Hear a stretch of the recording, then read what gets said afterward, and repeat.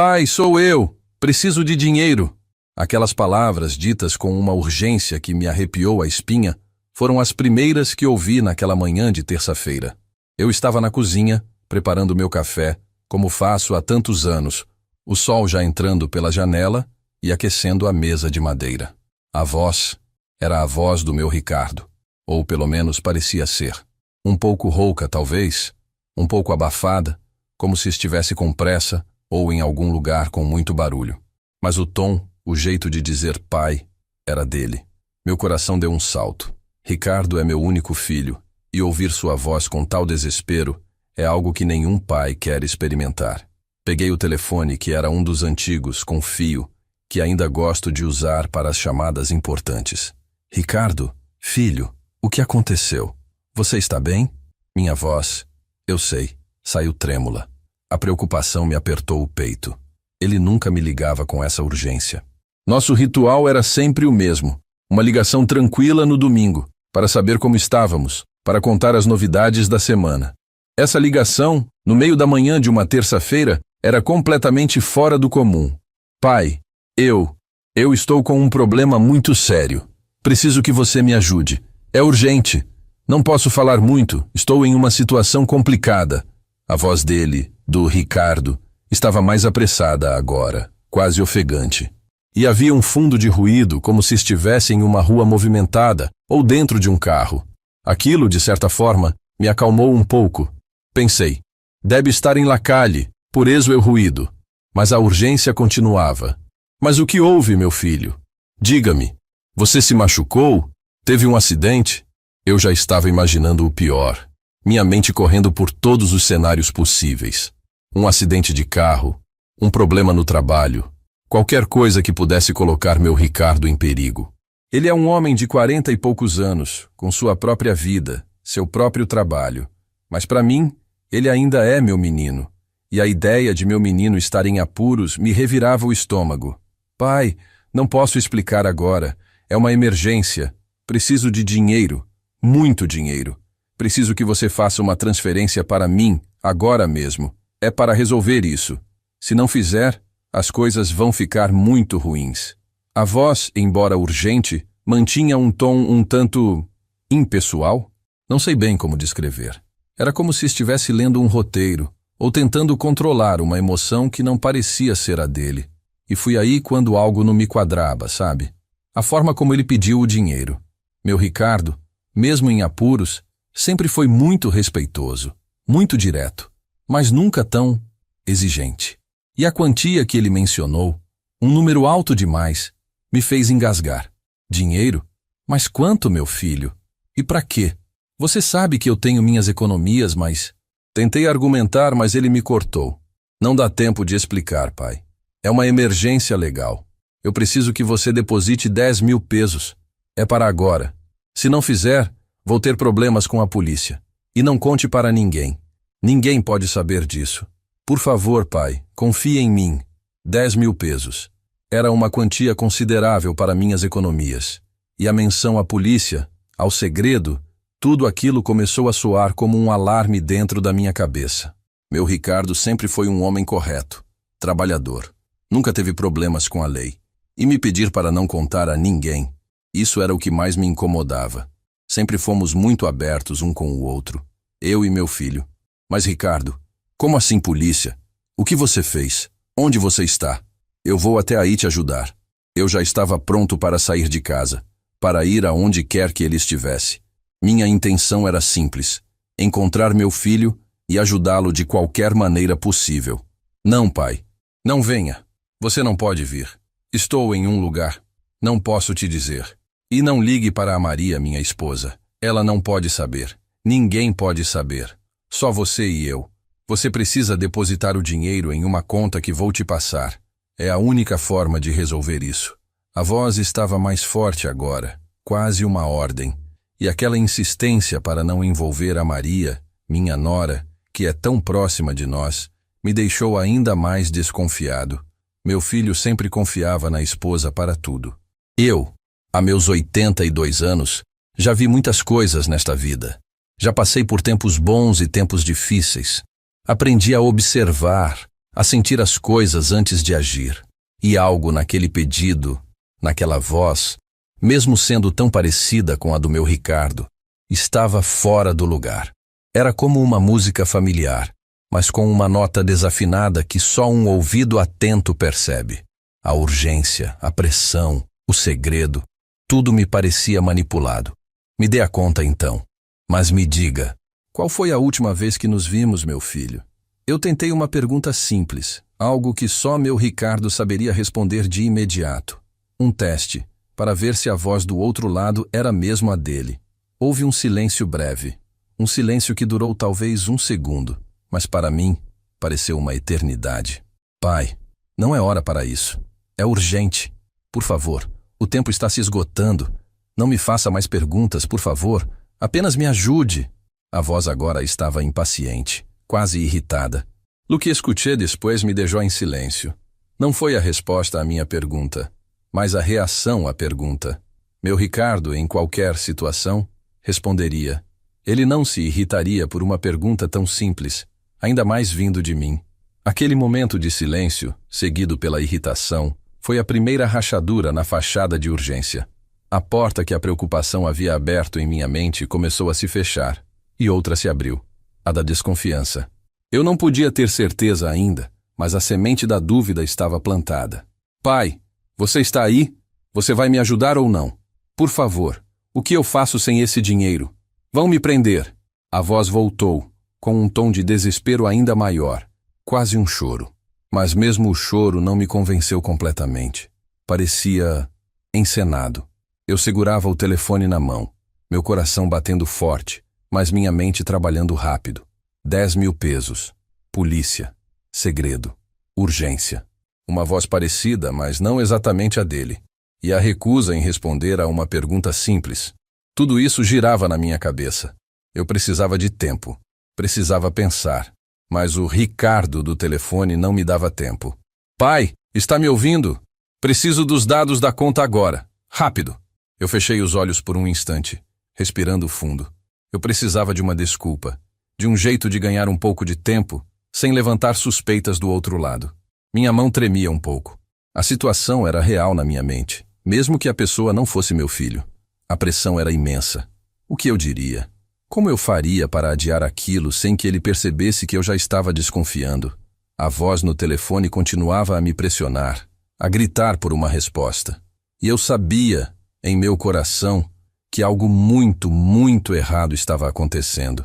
Eu segurava o telefone, a voz do outro lado martelando minha cabeça. Pai, está me ouvindo? Preciso dos dados da conta agora. Rápido.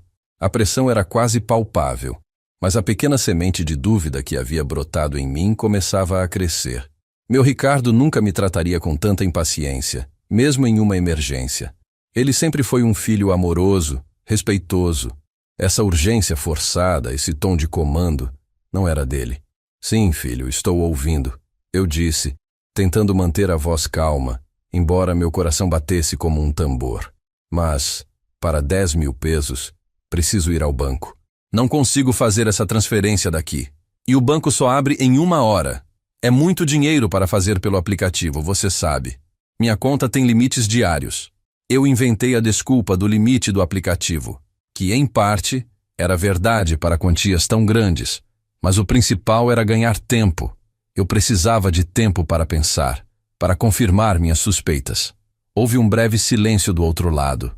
Eu podia sentir a frustração, a raiva, mesmo através da linha telefônica. 1 hora?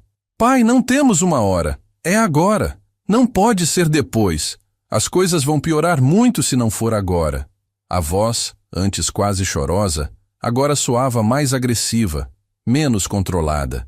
Aquilo me deu um calafrio. Definitivamente não era meu Ricardo. Meu filho, mesmo em desespero, manteria a compostura. Mas o que posso fazer, meu filho? O banco não abre antes. E eu não tenho todo esse dinheiro em casa. Não há outro jeito.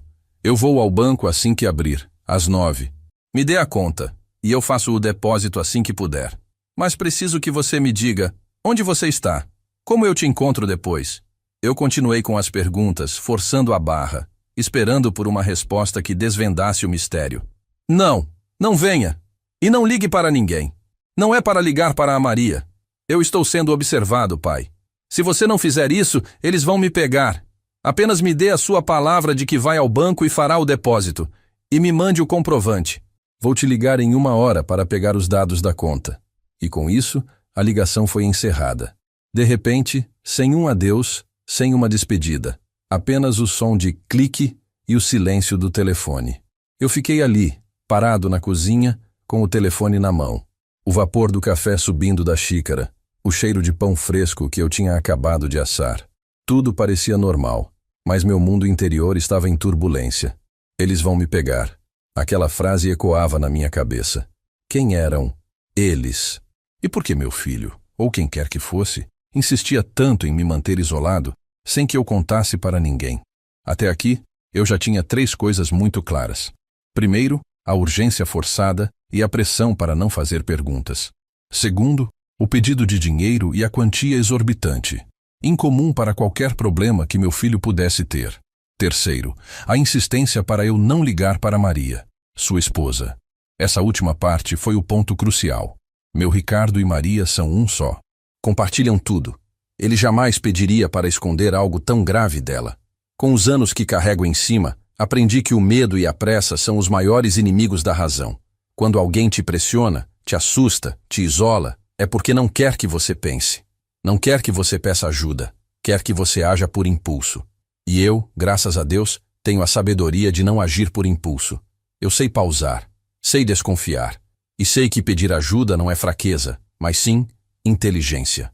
Minha primeira e mais importante decisão foi ignorar a ordem de não ligar para Maria. Se fosse mesmo meu filho, ele entenderia. Se não fosse, Maria seria a primeira a saber. Ela é a pessoa mais próxima de Ricardo, a que mais saberia sobre qualquer problema que ele pudesse estar enfrentando. Peguei meu celular, que uso mais para mensagens do que para ligações, e procurei o número de Maria. Minhas mãos ainda tremiam um pouco, mas a determinação era maior que o medo. Liguei. 1 toque, 2 toques, 3. O coração na boca. E se ela não atendesse? E se Ricardo estivesse mesmo em apuros e eu estivesse perdendo tempo? Mas a dúvida era mais forte que o medo. Eu precisava saber. Alô, sogro? Que surpresa! Aconteceu alguma coisa? A voz de Maria, clara e tranquila, do outro lado da linha, foi como um bálsamo para minha alma. Ela parecia calma, sem qualquer sinal de preocupação. Maria, minha filha, bom dia. Desculpe ligar assim, mas preciso perguntar uma coisa. O Ricardo, ele está com você? Ou você sabe onde ele está? Ele me ligou agora, dizendo que está com um problema sério, que precisa de dinheiro urgente. Eu tentei ser o mais direto possível, sem alarmar demais, mas também sem omitir a gravidade do que tinha acontecido. Houve um silêncio do lado dela, um silêncio diferente do da ligação anterior, um silêncio de surpresa, de confusão. O Ricardo? Mas sogro? Ele está aqui em casa, sim. Acabou de sair para o trabalho, como todos os dias. Ele está bem? Não me disse nada de problema. Que estranho. Ele te ligou agora mesmo? As palavras de Maria foram como um raio de sol atravessando as nuvens escuras da minha preocupação. Meu Ricardo estava bem. Estava em casa. Saiu para o trabalho, como sempre. A pessoa que me ligou não era meu filho. Aquela voz tão parecida, mas com as nuances erradas, as pressões inadequadas, tudo fazia sentido agora. Sim, Maria. Ligou há uns 10 minutos. Disse que era uma emergência, que precisava de 10 mil pesos para um problema com a polícia e que era segredo, para não te contar. Eu expliquei, sentindo um alívio imenso, mas também uma raiva crescente. Alguém estava tentando me enganar, se passando por meu filho. 10 mil pesos? Com a polícia? Sogro, isso é muito estranho. Ricardo nunca faria isso. Ele me contaria na hora. E 10 mil pesos é uma quantia enorme para um problema repentino assim. Tem certeza que era a voz dele? A voz de Maria agora tinha um tom de preocupação, mas não por Ricardo estar em perigo, e sim por mim. A voz era muito parecida a Maria, mas algo não me batia. O jeito de falar, a pressa, a insistência para não te contar. Por isso te liguei. Eu sabia que ele jamais esconderia algo de você. Eu senti uma pontada de orgulho por ter confiado em minha intuição, por ter desobedecido a ordem do golpista. Sogro, isso parece golpe. Tem muitos golpes por aí, com pessoas se passando por parentes. Você fez muito bem em me ligar. Não faça nada, por favor. Não deposite nada. Eu vou ligar para o Ricardo agora mesmo, só para ter certeza de que ele está bem e contar para ele o que aconteceu. Maria estava alerta, e sua calma inicial havia se transformado em uma determinação protetora. Ouvir Maria confirmar minhas suspeitas foi um peso tirado dos meus ombros.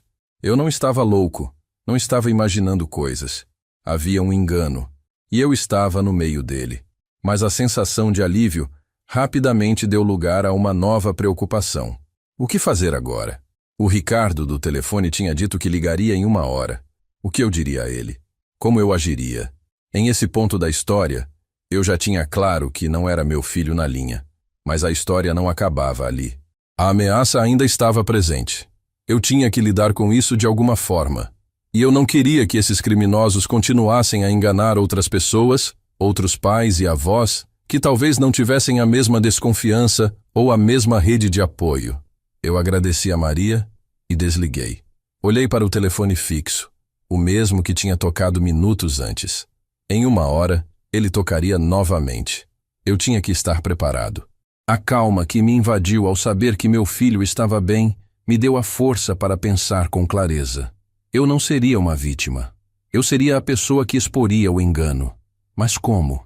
Essa era a questão que me consumia. Eu precisava de um plano.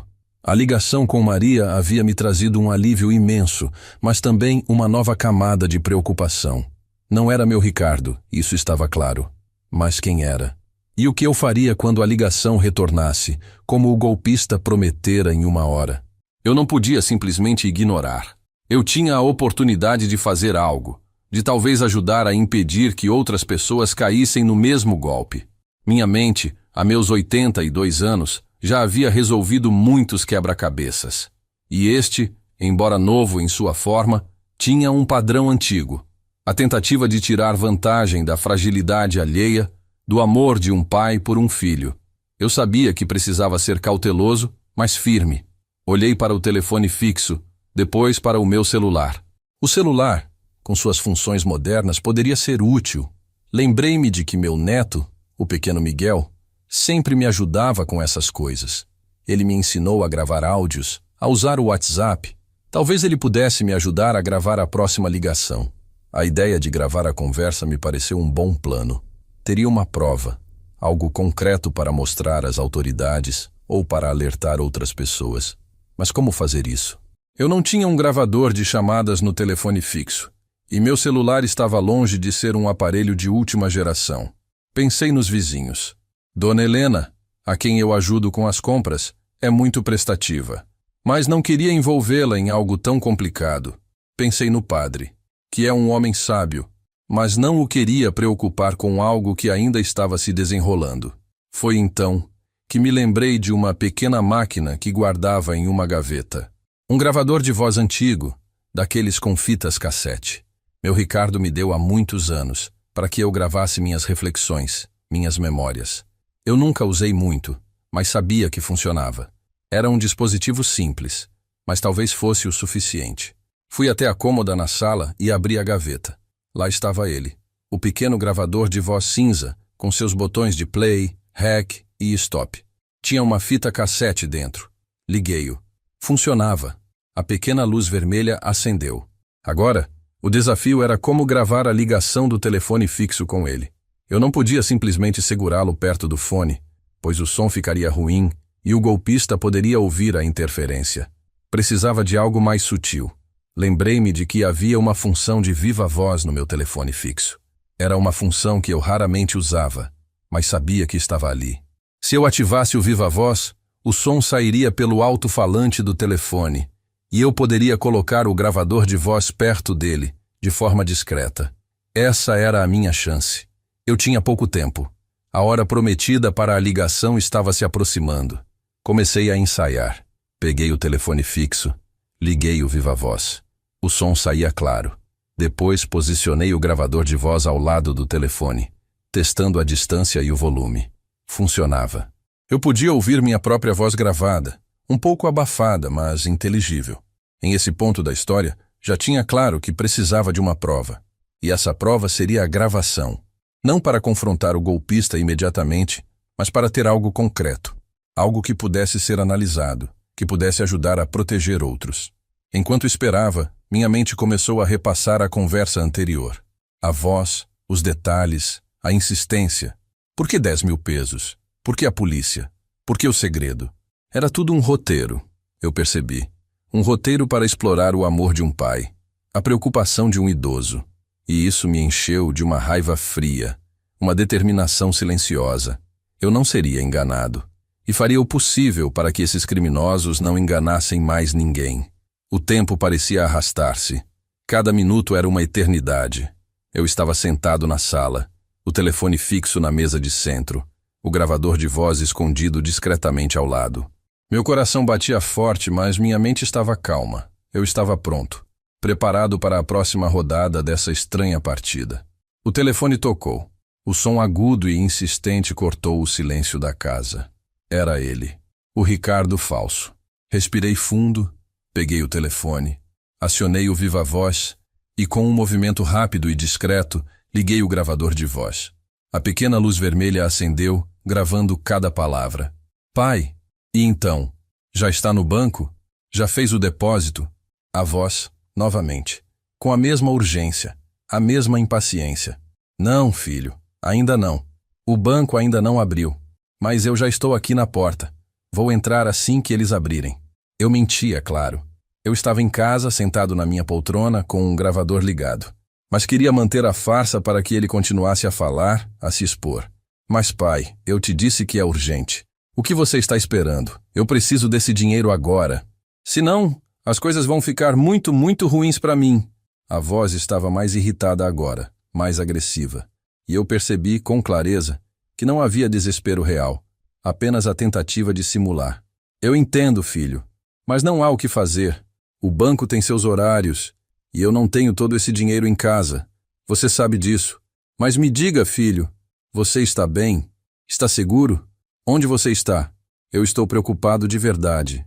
Eu continuei com as perguntas, buscando mais detalhes, mais informações que pudessem ser úteis. Ele hesitou. Pai, não é hora para perguntas.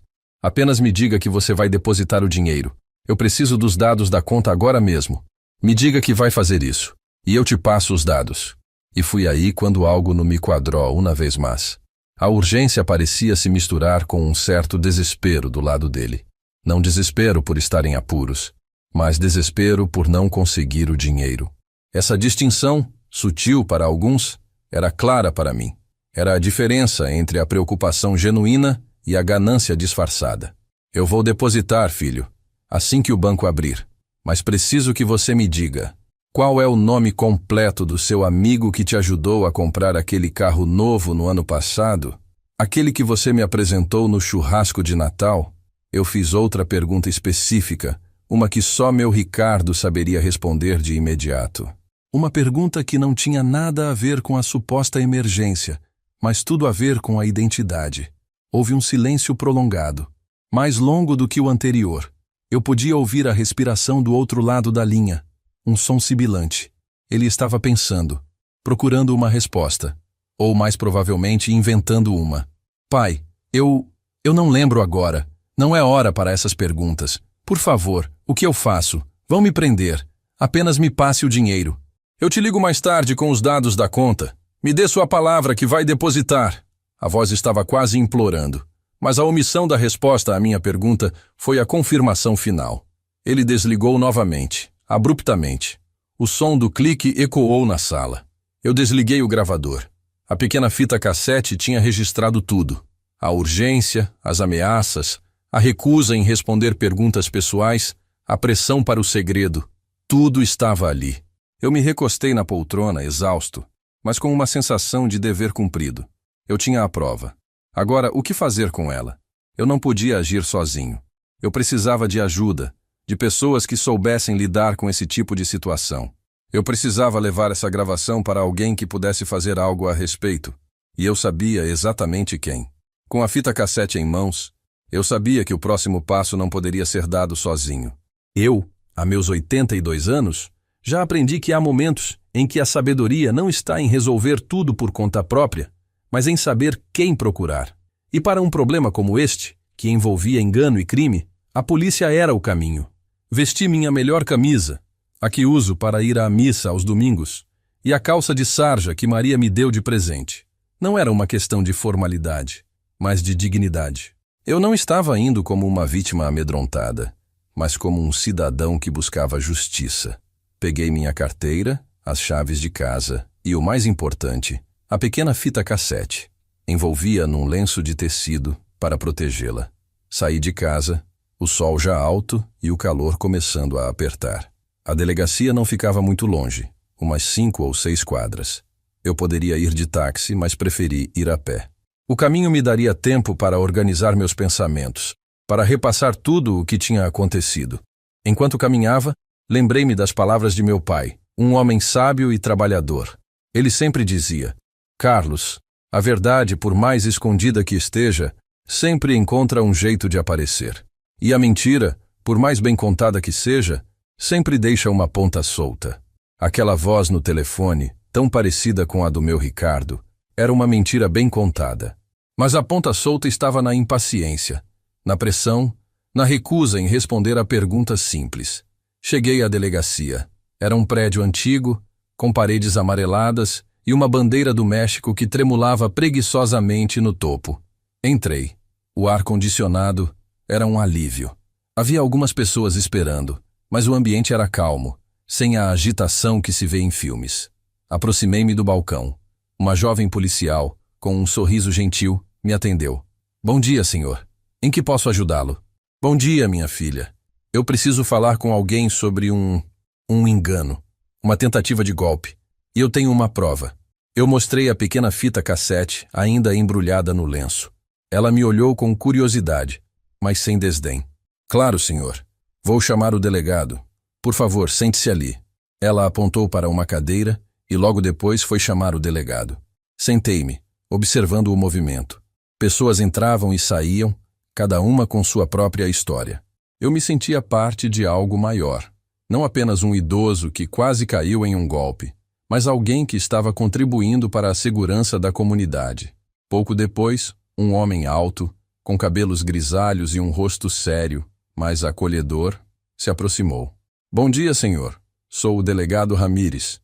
A oficial me disse que o senhor tem um problema e uma prova. Bom dia, delegado. Sim, tenho. Meu nome é Carlos Rivera. E hoje de manhã alguém tentou se passar por meu filho, Ricardo, para me pedir uma quantia grande de dinheiro. Eu comecei a contar a história desde o início, com todos os detalhes. A ligação, a voz, a urgência, o pedido de 10 mil pesos, a proibição de falar com Maria, a minha desconfiança, a ligação para Maria e, finalmente, a segunda ligação e a gravação. O delegado Ramírez me ouvia com atenção, sem me interromper.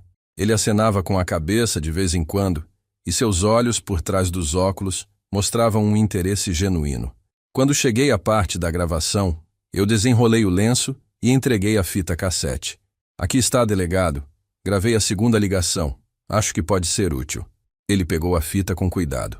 Muito bem, senhor Carlos. Essa é uma prova muito importante. O senhor agiu com muita sabedoria. Muitos caem nesse tipo de golpe, infelizmente, especialmente quando envolvem os filhos. Ele fez uma pausa, olhando para a fita. O senhor tem um gravador para que possamos ouvir isso agora? Sim, delegado. Tenho um pequeno gravador em casa. Foi com ele que gravei. Perfeito. Vamos até lá, então. É importante que eu ouça isso o quanto antes. E também que o senhor me dê mais detalhes sobre a voz, sobre o que o fez desconfiar. Cada detalhe é importante para nós. Em esse ponto da história, eu já tinha claro que o delegado Ramírez era um homem sério e competente, e que minha decisão de pedir ajuda havia sido a mais acertada. Eu não estava sozinho. Voltamos para minha casa de carro. O delegado Ramírez dirigia e eu ia ao lado, sentindo um misto de alívio e excitação. Alívio por ter agido corretamente. Excitação por estar contribuindo para a justiça. Chegando em casa, fomos direto para a sala. Coloquei a fita no meu gravador e o delegado Ramírez se sentou na poltrona à minha frente. Apertei o botão play. O som da gravação preencheu a sala. A voz, a urgência, as minhas perguntas, as evasivas do golpista, a irritação dele. Tudo estava ali, gravado, para ser ouvido e analisado. O delegado ouviu com a mesma atenção de antes. Sua expressão era séria, concentrada. Ele fechou os olhos por um momento, como se estivesse tentando captar cada nuance da voz.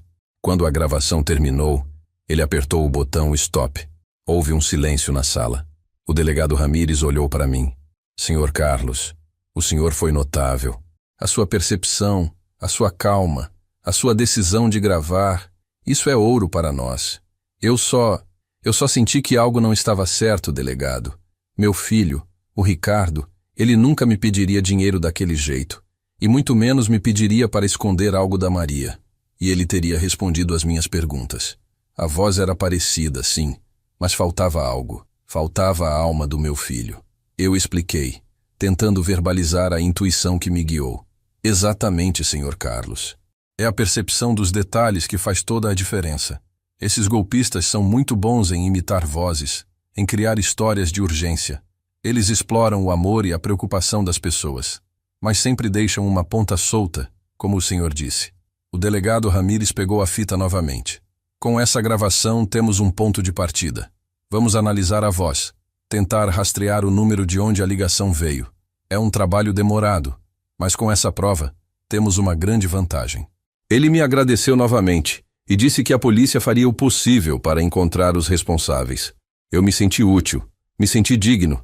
Não era apenas sobre o dinheiro ou sobre o golpe, era sobre a dignidade de não ser enganado, a dignidade de proteger a mim e, de alguma forma, proteger a outros. O que escuché depois me deixou em silêncio. O delegado me disse que o número de telefone usado era de um chip pré-pago, sem identificação, o que dificultava o rastreamento imediato. Mas a voz, gravada, era uma pista valiosa. Ele me garantiu que investigaria a fundo. Eu sabia que a história ainda não havia terminado. A batalha contra esses criminosos era constante. Mas eu tinha feito a minha parte. E a minha parte, eu sabia, era importante. Eu tinha transformado um momento de vulnerabilidade em um ato de resistência. E isso, para mim, era uma grande vitória. Depois que o delegado Ramírez partiu, levando consigo a pequena fita cassete, um silêncio diferente se instalou na minha casa. Não era mais o silêncio da incerteza ou do medo, mas o silêncio da calma após a tempestade. Eu me senti aliviado, mas também um pouco pensativo. A experiência me fez refletir sobre a vulnerabilidade das pessoas, especialmente dos mais velhos, diante de tanta malícia no mundo.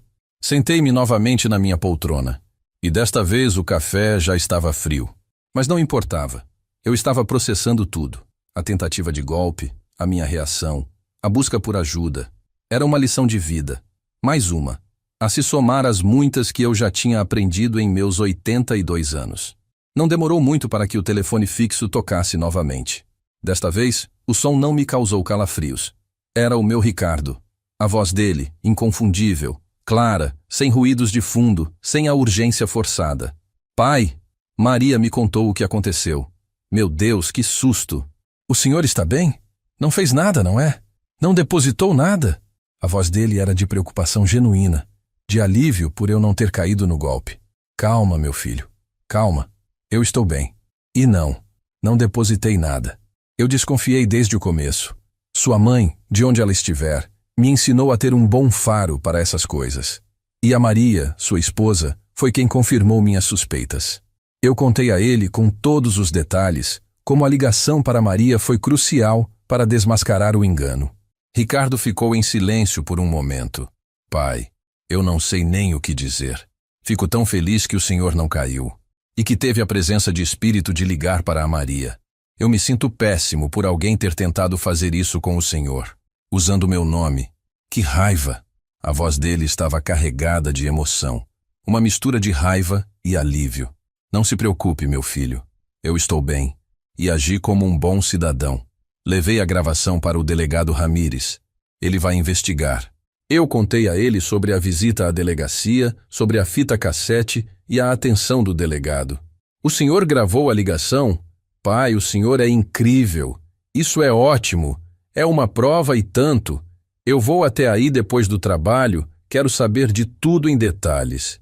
E a Maria também. Queremos ter certeza de que o senhor está realmente bem. Ele estava animado com a notícia da gravação, orgulhoso da minha atitude. Venham sim, meus filhos, estarei esperando. E trarei um bom café, daqueles que vocês gostam.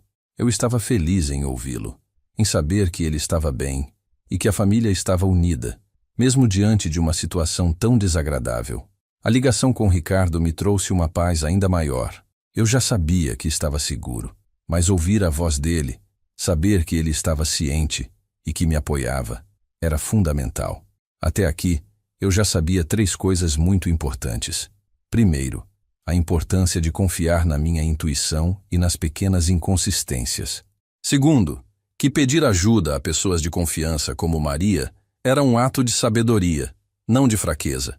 Terceiro, que a ação proativa, como gravar a ligação e procurar as autoridades, era essencial para enfrentar esses problemas. Mais tarde, Ricardo e Maria chegaram. Eles me abraçaram com carinho, e eu pude ver o alívio em seus olhos. Sentamo-nos na sala, e eu contei a história mais uma vez, do começo ao fim, com todos os detalhes. Eles ouviam com atenção, fazendo perguntas, expressando indignação. Sogro, o senhor foi muito esperto. Muitos caem nessa. Eles são muito convincentes, disse Maria, segurando minha mão. Sim, filha, mas a experiência ensina a gente a desconfiar. E o amor por vocês me deu a força para não ceder à pressão. Eu olhei para Ricardo, que estava com os olhos mareados. Pai, eu não sei como te agradecer. Imaginar que alguém usou meu nome para te enganar me dá um nó na garganta. Mas o senhor reagiu como um verdadeiro leão. Ricardo me abraçou forte. Conversamos por um longo tempo sobre a maldade das pessoas, sobre como se proteger. Ricardo me prometeu que me ajudaria a instalar um identificador de chamadas no telefone fixo para que eu pudesse ver quem ligava antes de atender. E Maria me disse que sempre que eu tivesse alguma dúvida, por menor que fosse, era para ligar para ela imediatamente. Em esse ponto da história, eu já tinha claro que a família era meu maior escudo. A união, a confiança mútua eram as armas mais poderosas contra qualquer tipo de manipulação ou engano. Ricardo e Maria me garantiram que a polícia faria o possível e que eu não deveria me preocupar mais. Mas eu sabia que a preocupação não era com o meu caso específico, mas com a continuidade desses golpes. Eu queria que os criminosos fossem pegos, para que não fizessem mais vítimas. Aquele dia foi um turbilhão de emoções, mas terminou com a serenidade de saber que eu havia agido corretamente. Eu havia protegido minhas economias, minha paz e, mais importante, minha dignidade. E havia contribuído para a justiça, mesmo que de uma forma pequena.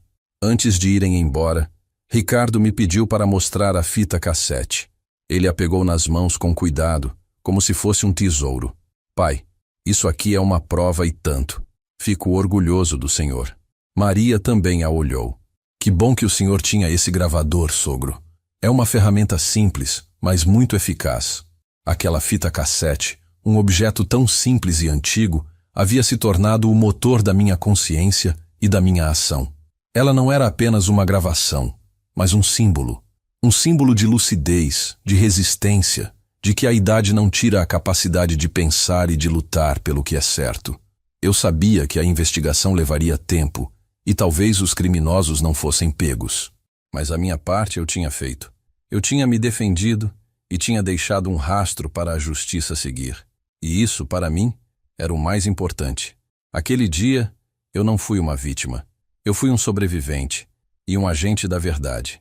E essa sensação era impagável.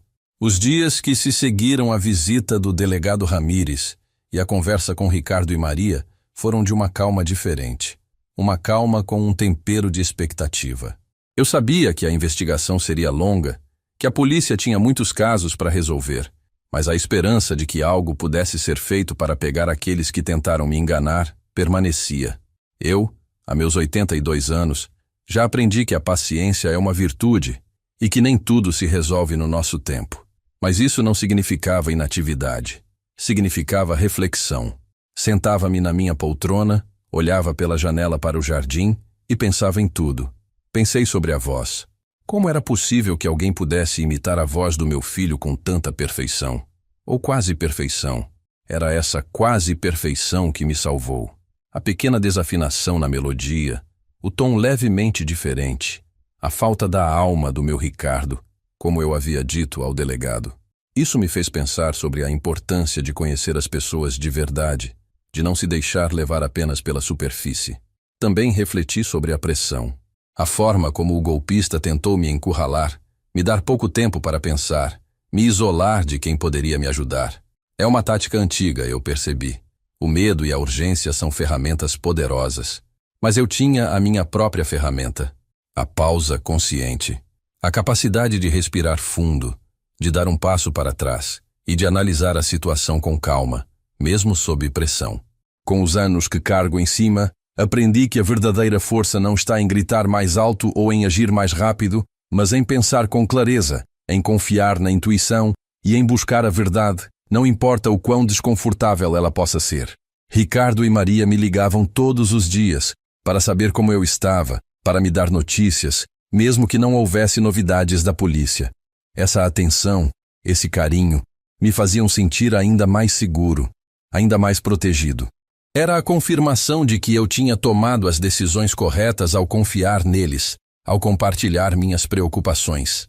Uma tarde, enquanto regava minhas plantas no jardim, lembrei-me de um vizinho, o Sr. Fernando, que havia caído em um golpe parecido alguns anos atrás.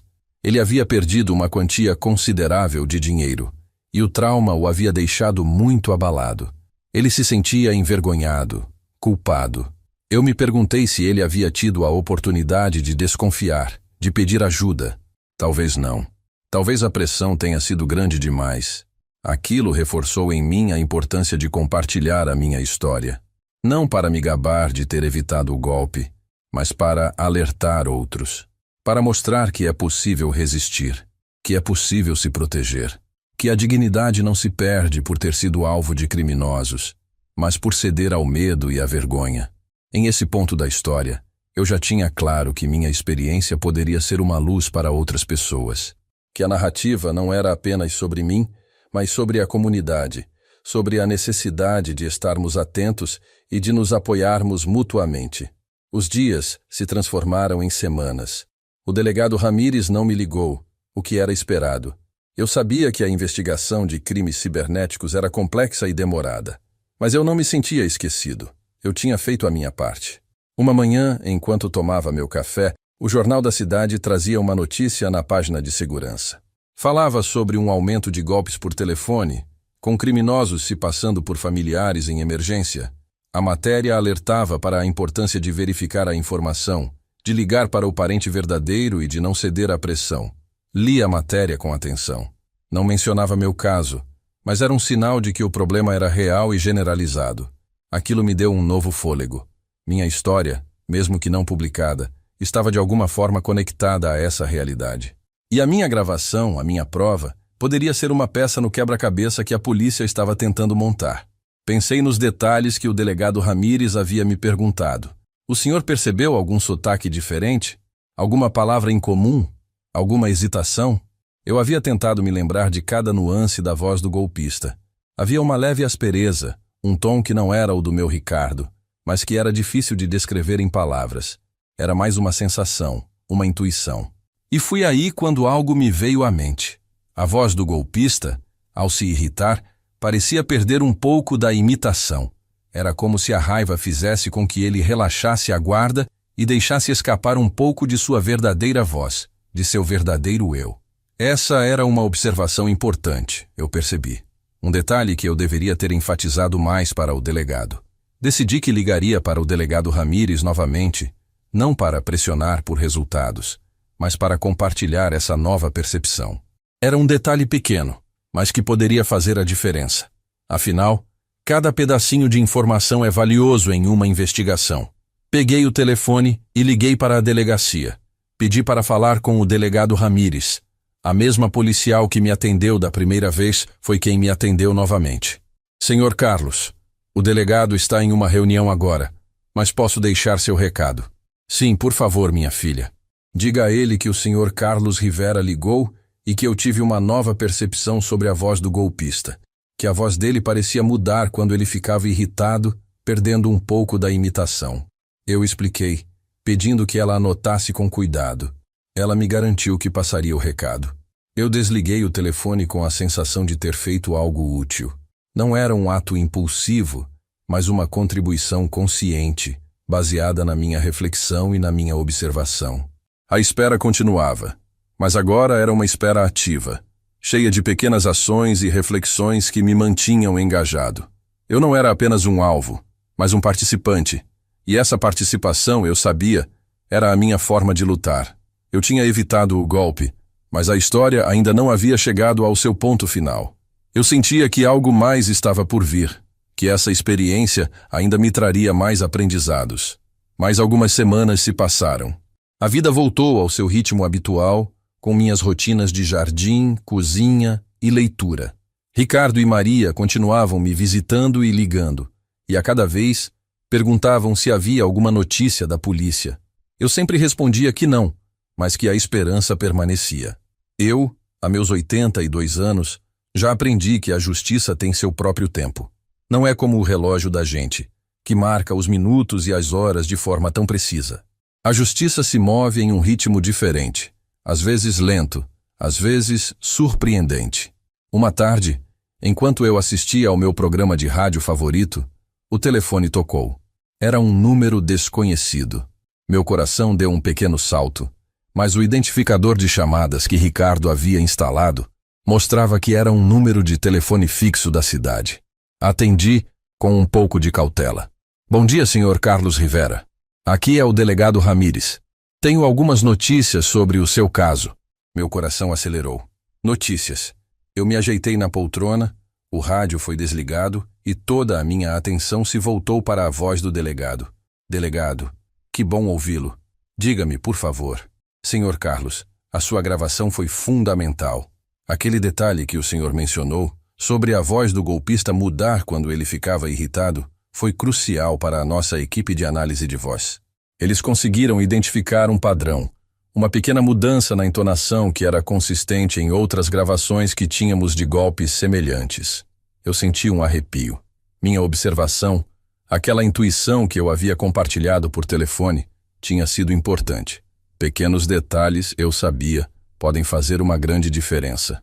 E o que isso significa, delegado? Significa que conseguimos conectar a sua ligação a uma rede de golpistas que já estávamos investigando.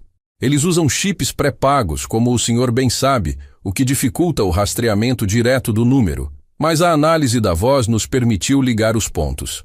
Ele continuou explicando que a equipe de investigação, com base em diversas evidências, incluindo a minha gravação, havia conseguido monitorar algumas atividades suspeitas e, finalmente, realizar uma operação. Conseguimos prender alguns dos envolvidos, Sr. Carlos. Não a rede toda, é um trabalho contínuo, mas um grupo importante que atuava na nossa região. E um deles, ao ser interrogado, confessou ter feito a ligação para o senhor, se passando por seu filho. Eu fiquei em silêncio por um momento, absorvendo a informação. Prenderam os golpistas. Minha gravação, minha intuição, minha ação tinham contribuído para isso. Uma sensação de vitória, de justiça cumprida, me preencheu. Que notícia maravilhosa, delegado. Eu fico muito feliz em saber disso. Que bom que a justiça está sendo feita. Sim, Sr. Carlos. E tudo graças à sua lucidez e à sua coragem. Muitos idosos, infelizmente, não conseguem manter a calma e acabam caindo nesses golpes. O senhor foi um exemplo para nós. As palavras do delegado Ramírez me tocaram profundamente. Não era sobre ser um herói, mas sobre ter feito o que era certo. Sobre ter confiado na minha experiência, na minha família e na justiça. Até aqui, eu já sabia 3 coisas com certeza. Primeiro, que a vigilância constante e a atenção aos detalhes são defesas poderosas. Segundo, que a colaboração com as autoridades, fornecendo provas e informações, é fundamental. Terceiro, que a justiça, embora lenta, pode ser alcançada quando as pessoas se unem para lutar contra o crime. Perguntei ao delegado se eles haviam recuperado algo, se os golpistas tinham sido punidos de alguma forma. Ele me explicou que os bens seriam apreendidos e que eles enfrentariam um processo criminal. A pena dependeria de muitos fatores, mas o importante era que eles não poderiam mais enganar outras pessoas por um tempo. E o que aconteceu com a voz, delegado? Aquele que se passou por meu filho, ele foi pego? Sim, senhor Carlos. Ele foi um dos detidos. Ele era o ator do grupo, o que tinha a habilidade de imitar vozes. Ele usava um aplicativo para simular a voz de familiares. Mas, como o senhor notou, a emoção real, a raiva, fazia com que a imitação falhasse em alguns momentos. Aquela explicação me fez entender o truque. Não era apenas a voz dele, mas um aplicativo, uma tecnologia que amplificava a capacidade de engano. Mas mesmo a tecnologia, eu percebi, não consegue imitar a alma, a verdadeira emoção humana. Agradeci novamente ao delegado Ramírez, e ele me agradeceu de volta, dizendo que a minha colaboração tinha sido de grande valia. Desliguei o telefone com um sorriso no rosto. Liguei imediatamente para Ricardo e Maria. Eles ficaram eufóricos com a notícia. Pai, que demais! Eu sabia que o senhor era demais. Que bom que pegaram esses vagabundos. Ricardo estava animado. Sogro, que alívio! O senhor é nosso herói. Queremos ir aí hoje à noite para comemorar. Maria estava igualmente feliz. Em esse ponto da história, eu já tinha claro que a luta contra o engano não é apenas sobre evitar a perda de dinheiro, mas sobre defender a verdade, a honestidade e a segurança de todos. Aquele dia foi um dia de celebração. Não uma celebração barulhenta, mas uma celebração silenciosa, de gratidão e de justiça. Eu me senti parte de algo maior, de uma comunidade que se protege. A fita cassete, que antes era uma prova, agora era um símbolo. Um símbolo da minha resistência, da minha lucidez, da minha capacidade de não me deixar enganar. Ela estava guardada em uma gaveta, mas sua mensagem estava viva em mim. A mensagem de que a experiência, a observação e a busca por ajuda são as melhores defesas contra a maldade alheia. Ainda havia muito a aprender, eu sabia. Os golpes evoluem, as táticas mudam, mas eu tinha a minha base, os meus princípios. E eu sabia que, com a ajuda da minha família e da minha comunidade, eu estaria sempre pronto para enfrentar o que viesse. Aquele dia, eu me senti mais forte, mais digno, mais vivo do que nunca. A justiça, afinal, tinha chegado. A notícia da prisão dos golpistas trouxe uma paz profunda à minha casa. Não era apenas o alívio de saber que eu não havia caído na armadilha, mas a satisfação de ver a justiça agir. Ricardo e Maria vieram à noite, como prometido. Trouxeram um bolo e, sentados na sala, conversamos por horas. Pai, o senhor não tem ideia do quanto isso é importante. Esses golpes destroem vidas. Pessoas perdem as economias de uma vida inteira, disse Ricardo, com uma seriedade que eu raramente via nele. Sim, meu filho, eu sei. E por isso me sinto grato por ter tido a clareza para não ceder. Mas também me sinto responsável por compartilhar essa história, para que outros não passem pelo mesmo. Maria concordou. Sogro, a sua história precisa ser contada. Como o senhor conseguiu ter tanta calma? Como desconfiou de uma voz tão parecida com a do Ricardo? Eu pensei um pouco antes de responder. Minha filha, com os anos, a gente aprende a ouvir não apenas as palavras, mas o que está por trás delas. A gente aprende a sentir a intenção.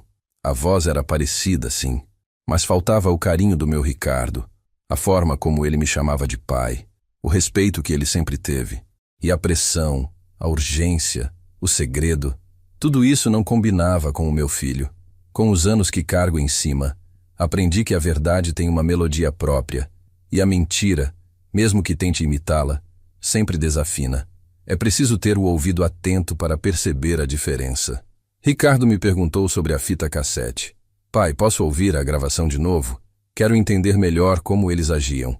Peguei o gravador e a fita, coloquei-a e apertamos o play. O som da voz do golpista preencheu a sala. Ricardo e Maria ouviram em silêncio, suas expressões sérias. O contraste entre a voz falsa e a voz do meu filho que estava ali era gritante. Quando a gravação terminou, Ricardo balançou a cabeça. É impressionante. Se eu não soubesse que não era eu, talvez eu mesmo me confundisse. Mas ouvindo agora, com a cabeça fria, percebo a diferença. A impaciência, a agressividade, não é o meu jeito. Exatamente, meu filho. E a insistência para não envolver a Maria, para não contar a ninguém. Isso foi o que mais me alertou. Vocês são um só. Ele jamais faria isso. Eu reforcei. Maria me abraçou. Obrigada, sogro, por ter me ligado. O senhor é um exemplo de lucidez. Aquela fita cassete não era apenas uma prova para a polícia. Era uma ferramenta de aprendizado para a minha família. Era a materialização de uma experiência, de uma lição que precisava ser compartilhada e compreendida. Em esse ponto da história, eu já tinha claro que o dispositivo revelador, a fita cassete, havia cumprido seu papel não apenas na justiça, mas na educação. Ela era um lembrete tangível da importância da desconfiança saudável e da comunicação familiar. Conversamos sobre como esses golpistas escolhem suas vítimas. Geralmente pessoas mais velhas, que muitas vezes não estão tão familiarizadas com as novas tecnologias e que são mais propensas a agir por amor e preocupação pelos seus filhos e netos. Eles jogam com a emoção, pai. É o que mais funciona, disse Ricardo. Sim, meu filho. E por isso é tão importante manter a calma, respirar fundo e não agir por impulso. O impulso é o maior aliado deles. A fita cassete agora tinha um novo significado para mim. Ela não era apenas a gravação de um golpe, mas a gravação de um momento em que a minha experiência de vida, a minha intuição e o meu amor pela minha família se uniram para me proteger. Decidi que guardaria a fita cassete em um lugar especial, não como um troféu, mas como um lembrete. Um lembrete de que o mundo tem seus perigos, mas que a sabedoria e a união são as nossas maiores defesas. Ricardo e Maria me perguntaram se eu estava com medo de novas tentativas. Não, meus filhos. Medo não. Preocupação sim. Preocupação com outros, que talvez não tenham a mesma sorte, a mesma desconfiança. Mas para mim, o medo se foi. Agora tenho mais clareza, mais certeza do que fazer. E fui aí quando eu entendi algo importante. A experiência do golpe, por mais desagradável que tenha sido, me tornou mais forte. Não mais cínico, mas mais consciente, mais preparado. Ela me deu uma nova perspectiva sobre a importância de estar atento, de valorizar as relações verdadeiras e de confiar na minha própria capacidade de discernimento.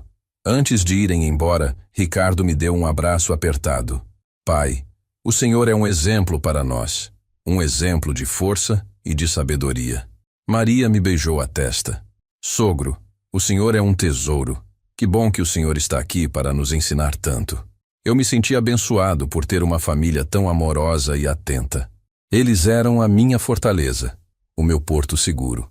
E aquela noite, sentados na minha sala, com a fita cassete ali, silenciosa, eu soube que a lição daquele dia seria guardada para sempre em nossos corações. A lição de que a verdadeira riqueza não está no dinheiro, mas na lucidez, na honestidade e no amor que nos une. E que juntos podemos enfrentar qualquer desafio. A vida seguiu seu curso, mas a experiência do golpe deixou uma marca de vigilância, de atenção redobrada.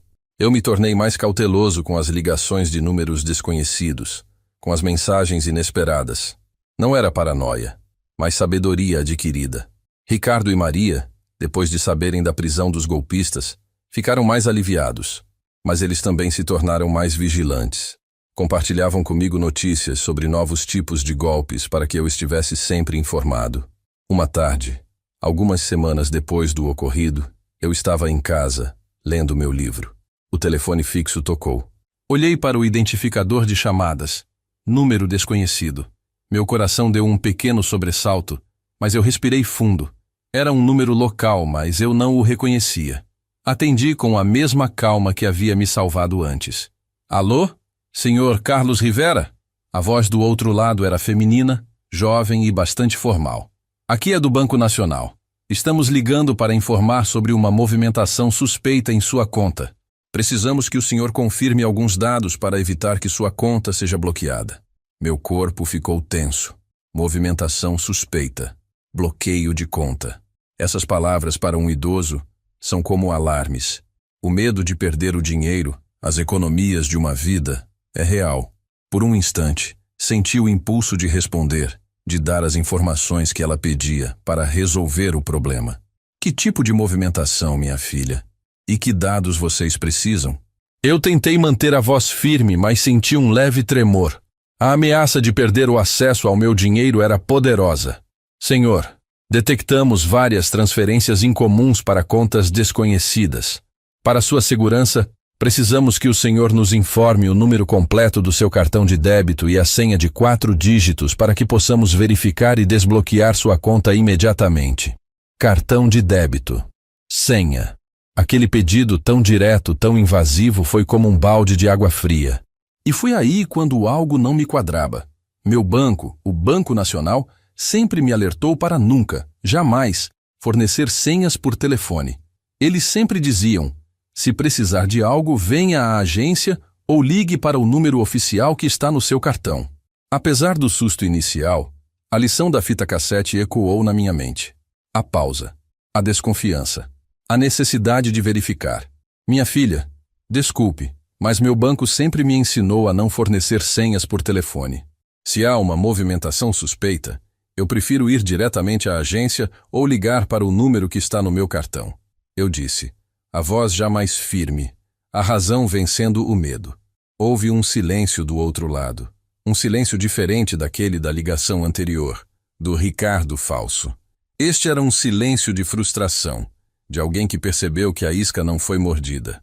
Senhor, se o senhor não nos fornecer os dados agora, sua conta será bloqueada permanentemente e o senhor não terá mais acesso aos seus fundos. É para a sua própria segurança.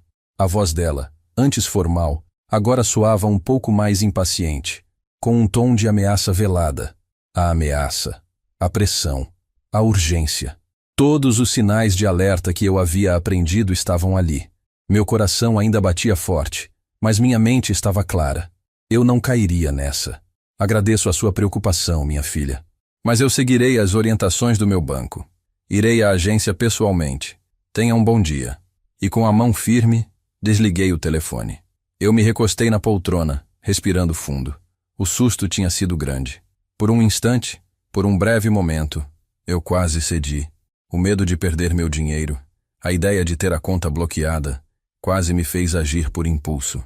Mas a experiência, a lição da fita cassete, a conversa com o delegado, com Ricardo e Maria, tudo isso me deu a força para pausar, para desconfiar e para tomar a decisão correta. Em esse ponto da história, eu já tinha claro que a vigilância é um exercício contínuo. Não basta aprender a lição uma vez. É preciso aplicá-la sempre, em cada nova situação. Peguei o celular e liguei para o número oficial do meu banco, o que estava no verso do meu cartão. Liguei para a central de atendimento e expliquei a situação. A atendente do banco me tranquilizou imediatamente. Senhor Carlos, o senhor fez muito bem em não fornecer nenhuma informação.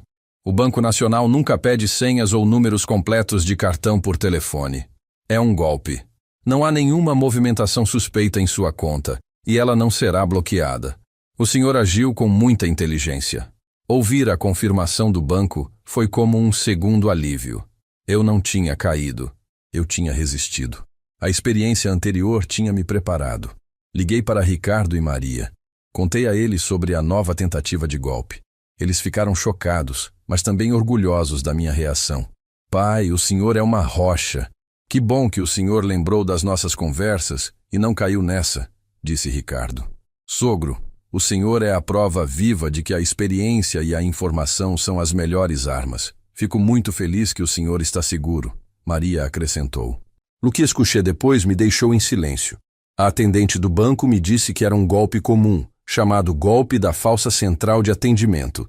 Eles usavam informações vazadas ou adivinhadas para parecerem legítimos e assustavam as vítimas com a ameaça de bloqueio de conta. Eu sabia que essa segunda tentativa, embora diferente da primeira, era uma prova de que a luta contra esses criminosos é constante. Eles não desistem facilmente, mas eu também não. Eu tinha aprendido a lição, e essa lição era a minha maior proteção. A fita cassete, que estava guardada na gaveta, parecia sorrir para mim.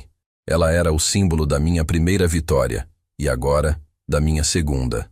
Ela representava a pausa, a dúvida, a busca por ajuda, a decisão consciente. Ela era a prova de que envelhecer não significa perder a lucidez, mas sim ganhá-la, e que a dignidade se mantém intacta quando a gente se recusa a ser enganado. A segunda tentativa de golpe, a do falso funcionário de banco, solidificou em mim a importância da vigilância contínua. Não era apenas uma questão de ter sorte, mas de ter um método, uma forma de pensar que me protegesse. E esse método se baseava na pausa, na desconfiança e na busca por ajuda. Ricardo e Maria, depois daquela segunda experiência, se empenharam ainda mais em me manter informado. Eles me mostraram vídeos na internet, artigos de jornal, sobre os mais diversos tipos de golpes. Explicaram-me como funcionavam as mensagens de WhatsApp falsas, os e-mails com links perigosos. Eu, a meus 82 anos, me sentia um aluno, aprendendo sobre esse novo mundo de enganos. Mas o mais importante de tudo, eu percebi, era a comunicação. A liberdade de poder ligar para Ricardo ou Maria a qualquer momento, para tirar uma dúvida, para contar uma suspeita, era o meu maior escudo. Eles eram a minha rede de segurança, o meu porto seguro. A fita cassete, aquele pequeno objeto que guardei na gaveta, tornou-se um símbolo ainda mais forte. Não era apenas a gravação de um golpe evitado, mas a representação de uma jornada de aprendizado. Ela me lembrava que, mesmo diante da astúcia dos criminosos, a lucidez e a experiência de vida são armas poderosas. Um dia, enquanto conversávamos na sala, Ricardo me perguntou: "Pai, o que o senhor faria se acontecesse de novo? Se alguém tentasse te enganar de outra forma?" Eu sorri. "Meu filho, eu faria exatamente o que fiz. Primeiro, eu pausaria. Não agiria por impulso. Segundo, eu desconfiaria. Se algo não me parece certo, é porque provavelmente não está. E terceiro, eu pediria ajuda. Falaria com vocês, com o banco, com a polícia. Pedir ajuda não é fraqueza, é sabedoria." Maria acenou com a cabeça. "É isso mesmo, sogro. É a lição mais importante. Com os anos que cargo em cima, aprendi que a verdadeira dignidade não está em nunca cometer um erro, mas em aprender com eles e em se levantar mais forte. E a dignidade de um idoso está em continuar aprendendo, em continuar contribuindo, em continuar sendo um farol de sabedoria para os mais jovens." A fita cassete se tornou um objeto de família. Ricardo a pegava de vez em quando, olhava para ela, e eu sabia que ele estava refletindo sobre tudo o que ela representava. Ela era um lembrete silencioso de que a vida nos apresenta desafios, mas também nos dá as ferramentas para superá-los.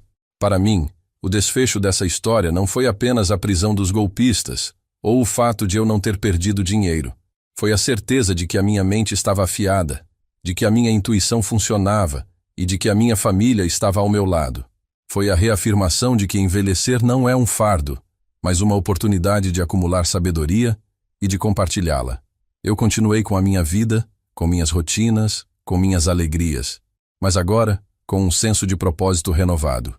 Eu me tornei um pequeno embaixador da prevenção de golpes na minha vizinhança. Quando encontrava um amigo, um vizinho, eu compartilhava a minha história, sem alarde, sem sensacionalismo, mas com a calma e a profundidade de quem viveu a experiência. "Amigo, se o telefone tocar e te pedirem dinheiro com urgência, ou te assustarem com a sua conta bancária, lembre-se do velho Carlos. Pause, desconfie e ligue para alguém de confiança. Não tenha vergonha de pedir ajuda. É a coisa mais inteligente a fazer." Eu repetia essas palavras e via nos olhos das pessoas o reconhecimento, a gratidão.